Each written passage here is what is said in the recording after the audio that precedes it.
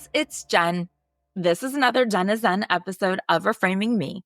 In these short bits, I give you something to meditate on or journal about. Today, I'd like you to think about this. You create your own magic. You create your own future. You don't need to be chosen. You don't need to wait to be chosen. We are the creators of our own destiny, and we have a responsibility to ourselves to create our lives. So I may have told you like once or 1,000 times over the last 28 days that I have been reading the book, The Magic by Rhonda Byrne. And today is day 28 of 28. So y'all, I made it. Yay! I did 28 days of gratitude lists in the morning and revisiting the blessings of my day at bedtime, and then a whole variety of gratitude practices spread throughout the day. And I am feeling pretty magical for sure. One of my most interesting and I think impactful takeaways that I've had, and I've had a lot of different takeaways from this whole experience, but one of the most impactful has been this realization that we have everything inside of us that we need. We have all of the answers that we want and all of the tools that we need. It's already there. We just need to listen to hear it. Now, a big portion of this book and this practice is the law of attraction and manifestation. And we have talked about both of those concepts before because I absolutely love them and totally believe them. But it's been a minute, so I think we could use just like a little bit of a refresher. Now, the law of attraction is based on the idea that like attracts like, meaning what we put out into the world, like our thoughts and our feelings and our energy, that's what we attract back into our lives. So if we focus on things like abundance and gratitude and just positive energy, we invite the law of attraction is based on the idea that like attracts like. So that means like what we put out into the world, like our thoughts and our feelings and our energy, that's what we attract back into our lives. And so if we focus on things like gratitude and on abundance and on positive energy, we invite those experiences into our reality. But if instead we focus on negativity and fear and lacking, then we manifest more of those experiences in our lives. And so the key to the law of attraction is that we need to align our thoughts and our emotions and our energy with what we truly want, not with what we fear or what we lack. And scientifically speaking, because I know this sounds all a little woo-woo, Jen, I get it. But scientifically speaking, the law of attraction is linked to concepts in quantum physics. Specifically, it's the idea that everything in the universe is made up of energy, and our thoughts carry a vibrational frequency. And so neuroscience also plays a role because our brain filter out information that doesn't align with what we focus on. So that when we set our clear intentions, our brains start to notice opportunities that align with those intentions. And this is why people who practice like positive visualizations and practice gratitude often find that they start seeing more possibilities and more solutions around them. Manifestation is the process of bringing our desires into our reality using intention and belief and action. So it's not just about wishing for something to happen. It's about taking those actionable steps that are aligned with our desires towards that goal while, yes, maintaining the faith that it is on its way to us. A lot of times, I think people tend to assume that manifestation just means thinking something into existence. But that's a small part of it because manifestation also requires action. We need to align our behaviors and our choices and our mindset with what we want to create in our life. But I think sometimes when we are manifesting something, we kind of expect it to just like show up at the door and wow, look at that, my dream, it's arrived. And while yes, I totally admit that sometimes packages that I've ordered when they arrive, I do feel that way, but it doesn't work with manifestation. Manifestation is also about recognizing opportunities when they come into our sphere, recognizing them and having the courage to take those opportunities. Because when we set our intentions, the universe often responds by placing us in situations where we can achieve our goals. But it's still up to us to take the action. And sometimes the path, it isn't direct. And the manifestation may even come in unexpected ways.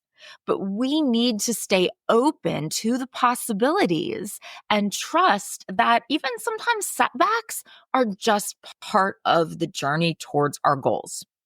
Now, lately, in the last 28 days, I have been thinking about a lot of things. I've been thinking about my why.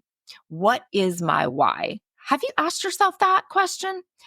I think it's a good thing to ask yourself regularly, like whether to find your focus or to make it through something that's challenging, or sometimes you just need it to get out of bed in the morning. It's a question that can have anything from a very simple answer to get very deep very quickly. I know that even in like a lot of the workouts that I'll do at some point, and it's funny because I had been thinking about this, but yesterday I was doing a run and same kind of thing that usually it's like when you're nearing the end, when we're like exhausted and we need a reason to keep going. But the instructor will say something like, remember your why, or remember why you started, or what is your why? And I do feel like maybe it's because of that, but I feel like it's a practice that I do then take into other areas of my life. So it definitely makes sense to ask it here and now. I have been working just probably because of being January and because of doing this practice at the start of the year and everything. But I've been working on a number of projects lately. And I feel like there are so many different moving parts and pieces. And sometimes it's easy to lose sight of the overall picture. Like, what holds all of this together? So it's at points like this that I think remembering your why, it helps. Why did you start? Why are you doing this? What is your why? And when you're looking at your purpose or at a goal, it's helpful to get there by maybe considering your what. So if you're trying to find your why and maybe struggling a bit, maybe start by asking what it is that you want. And from there, then you can try to find your why. So, like, what do I want to do? Well, maybe you want to finish your degree. Why? Maybe it's to set an example for your children, to show them the value of following through on like their dreams and to teach them about doing hard work and to get into a better career so that you can better provide for your family. So maybe ultimately the overall betterment of your family then is your why. Or like when I was mid run, or if you're like in the middle of that workout and the instructor says that, maybe you think, what do I want to do here? Well, I want to complete this run. I want to finish this workout strong. Well, why? Well, for my health, to know that I'm doing everything that I possibly can to stay strong and stay fit so I can continue to move around without having pain or stiffness or facing other age related issues. And yes, Also, so I can put on whatever cute outfit I want and feel confident in how I look. So, our why, it's our reason to start and it's our reason to keep going.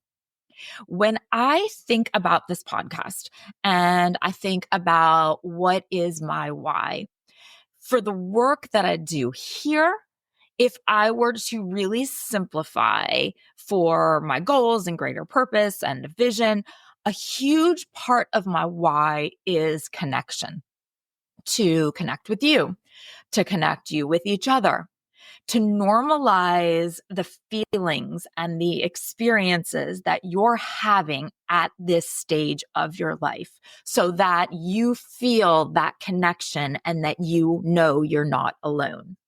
And to empower other women through that connection. Because I know that raising teenagers can oftentimes feel lonely and thankless and just really hard.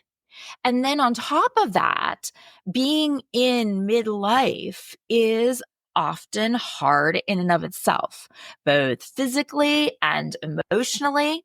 So, not only then is my why to empower you in your roles and in your relationships, but my why is to connect to you to help you feel less alone in this journey. And so our why, it's our motivation. It's the fuel that kind of drives us along. It's the reason that we push forward. It's the emotional core behind what we do. And it goes along with our purpose in that our purpose is like that overarching mission. It's what guides our actions, that kind of big picture. It's the impact that we want to create in the world. So then our why is kind of at the center of all of that. It keeps it going. It's like that heartbeat of our purpose. And without a strong why, sometimes our purpose then can feel vague or it can feel like it's unachievable. But if we can clarify our why, our purpose then can become much more actionable and much more aligned with who we are and more sustainable for what we're doing.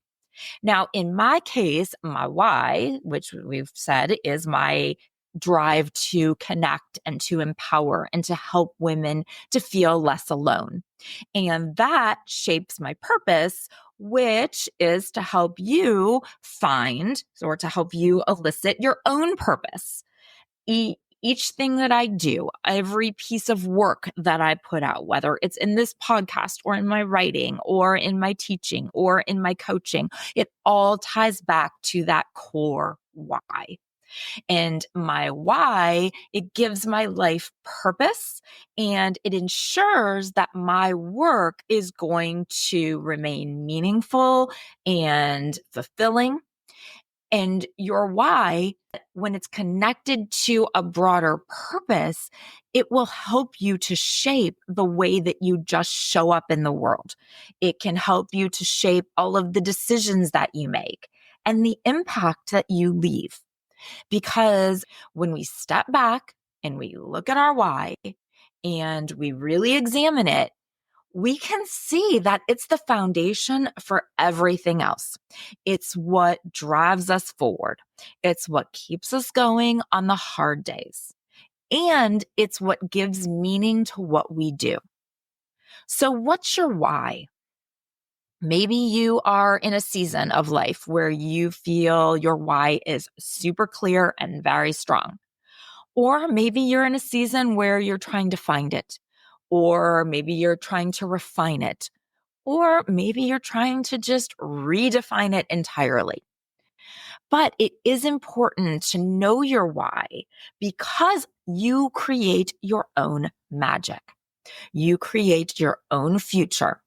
You don't need to be chosen. You don't need to wait to be chosen. You are the creator of your own destiny. We all are the creators of our destiny. And we have a responsibility to ourselves to create our life. Thank you so much for listening today and always. If you have enjoyed the show, if it's resonated with you, I would be so grateful if you would share it with your friends. That's how we will grow our community. Find me on socials. It's Reframing Me everywhere. And until next time, be well and communicate.